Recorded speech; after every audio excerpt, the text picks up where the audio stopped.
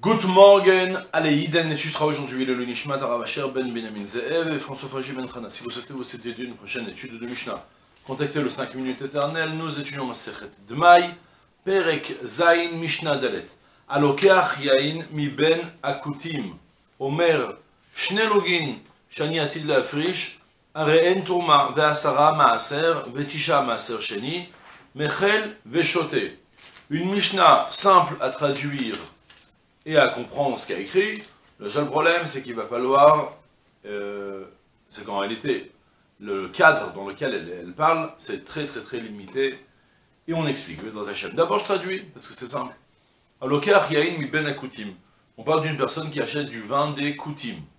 Alors les Koutim, on a déjà évoqué plusieurs fois, que c'est un peuple qui s'était converti, qui a en fait rusé les Chachamim en prétendant qu'ils voulaient se convertir parce qu'ils avaient peur de bêtes féroces et tout ça, ils se sont convertis, mais en réalité, on a découvert beaucoup plus tard que les Koutim, en fait, ils faisaient de la Vodazara, donc du coup, on les a interdits de se marier avec eux.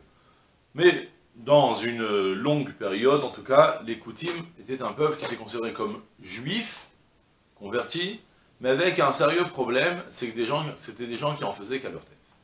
D'une certaine manière, ils avaient on a déjà évoqué plusieurs fois que par exemple il y a quelques mitzvot qu'ils ont interprétés à leur manière et du coup on ne pouvait plus les bouger. En l'occurrence par exemple, ils ne sont pas crédibles sur les Trumot U'Maasrot, même si pour eux, ce qu'ils mangent eux, ils prélèvent les Trumot U'Maasrot. Mais ce qu'ils vendent aux autres, ils s'en moquent de prélever. Parce qu'ils pensent que quand il y a écrit dans la Torah que l'Ifnei Ver, l'Otitan Mirchol, tu ne mettras pas d'embûche devant un aveugle, on parle juste d'un vrai aveugle devant qui tu mets une embûche. Il n'y a pas quelqu'un qui n'est pas prévenu qui risque de faire une avéra à cause de toi. Donc en l'occurrence, tout ce qu'on achète de chez eux, il faut reprélever parce que c'est sûr que c'est du maï. Maintenant, c'est pas que c'est du maï, c'est sûr que c'est du Vadaï Tevel. On considère que c'est du Vadaï Tevel, d'accord? C'est du 100% Tevel. Maintenant, dans cette première époque, le vin qu'on achète chez eux n'était pas encore du Yain Nesser. C'est pas encore du vin considéré comme des goïm. Après, c'est devenu un vin qui est interdit, qu'on n'avait plus le droit de boire. La Mishnah me dit maintenant, tu achètes du vin des Koutim, et tu as oublié de le prélever, et tu te retrouves à veille de Shabbat, Ben Hashmashot. C'est le point important, qu'après on va expliquer pourquoi on ne parle que de ça. Donc maintenant, tu n'as pas eu le temps de prélever, tu n'as pas le temps, tu dois partir vite à la synagogue, mais tu veux quand même, la nuit a commencé à tomber, c'est encore Ben Hashmashot, tu veux prélever. Maintenant, tu n'as plus le droit de prélever du vrai Trumot U'Maasrot. C'est un peu ce qui se passe, après on va mieux expliquer ce point-là. Mais alors la Mishnah me dit, ben tu sais quoi pour le moment, juste tu dis, qu'il y a dans cette ravite, dans ce tonneau de vin, il y a, disons, 100 litres. Alors ben, on fait 1/50, donc 2 litres, ce sera la Trouma, 10 litres, ce sera le Maaser Rishon, 9 litres, ce sera le Maaser Sheni, ou Ani, Maaser Sheni. Tu dis tout de suite, je le dis, et je définirai ensuite c'est quoi. Je traduis. Omer, il dit, Shnelogin, les 2 logs, il y en a 100 en total, ça fait un peu plus que 100, parce que c'est un peu des chiffres arrondis, pas justement. Il aurait peut-être fallu dire plutôt qu'il y a 102. Et il dit en tout cas, imaginez qu'il y a 102 litres, ou 102 logs.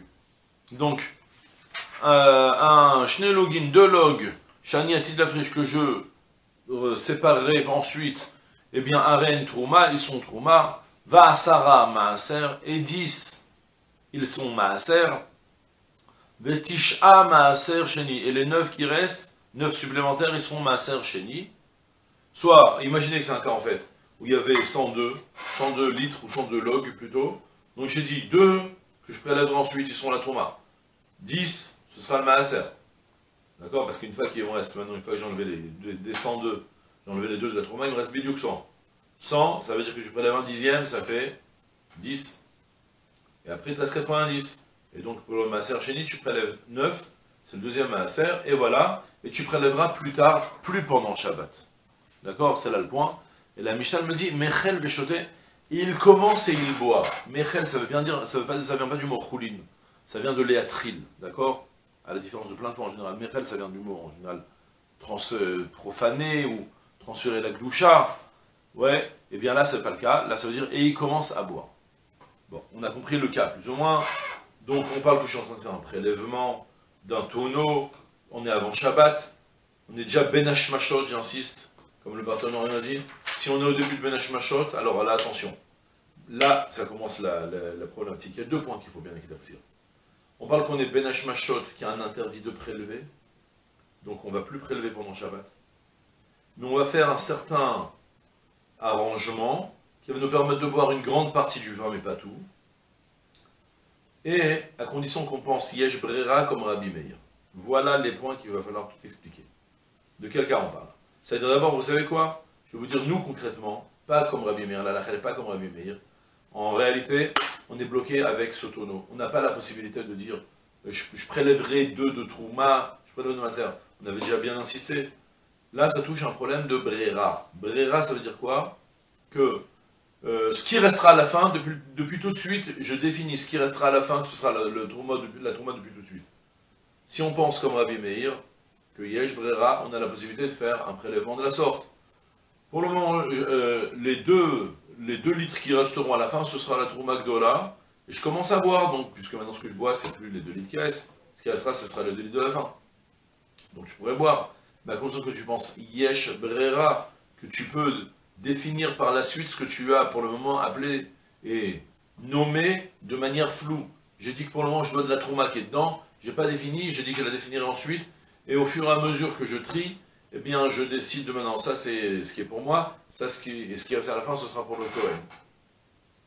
Bon, c'est ça, ça veut dire Yesh Brera. On a utilisé que pour les sourds d'Era Banan, pour les devoirs de prélever ton massot d'Era Banan, on permet de prélever comme ça. Mais pour tout ce qui est des Horaïta, tu ne peux pas prélever. En l'occurrence, on revient sur notre vin qu'on a acheté des Koutim. C'est du vrai Tevel, comme la Mishnah nous a dit d'ailleurs. Elle nous a dit que c'était...